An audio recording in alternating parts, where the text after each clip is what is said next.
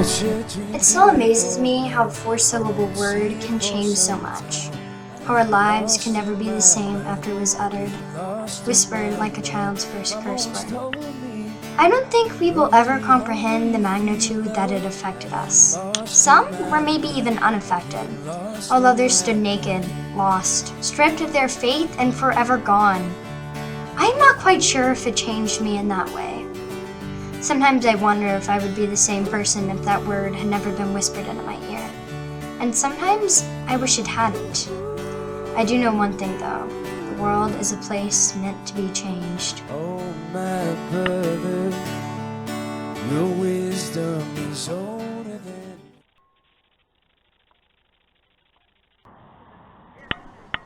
Evolution. Noun.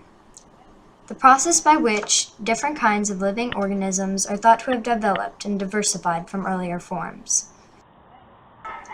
Scientifically, evolution doesn't seem like much more than a theory. An important theory, but still a theory. Evolution is still a source of arguments and debates, and for many years it was a taboo of science. An example of this was the 1925 Scopes trial, in which John Scopes was arrested and later fined $100, all for teaching evolution at a Tennessee high school. Of course, there have always been taboos of science. Things that we can't believe were ever considered scandalous.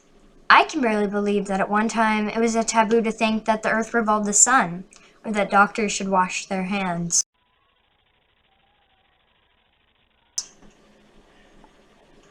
Sometimes my father says that he wishes he could put politics in a box, and put that box in the attic, leaving it to be forgotten. My father is not a man who enjoys politics. He cannot decide whether if he is a Democrat or a Republican, nor is he planted in the middle firmly enough to be an independent. He has not voted since 1980, when he was 18. My father tells me that he decided immediately, after casting his first ballot, that voting was not only a waste of time, but that his decision was likely a wrong one, and that it was best kept out of deciding the president. His desire to remain out of politics as much as possible likely contributed to the fact that evolution was not a word spoken in my household. It was too scandalous, too close to being a problem. Rebecca had been my best friend since kindergarten, when we shared our chocolate milk and decided to be best friends forever. I'm not really sure we understood how long forever was.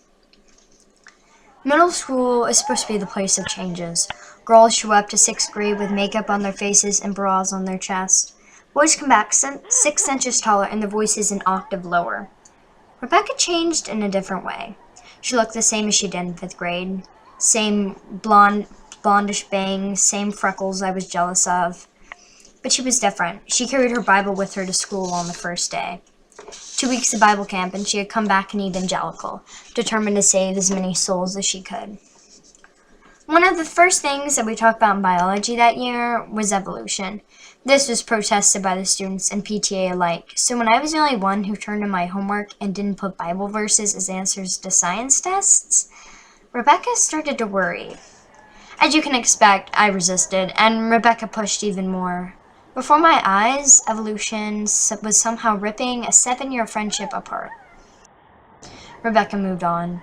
She made new friends while I was left watching, alone. I am not quite sure if it was the fact that Rebecca and I were no longer friends that changed me. I think it was instead more of the sudden realization that nothing was forever. Evolution is the best example of that.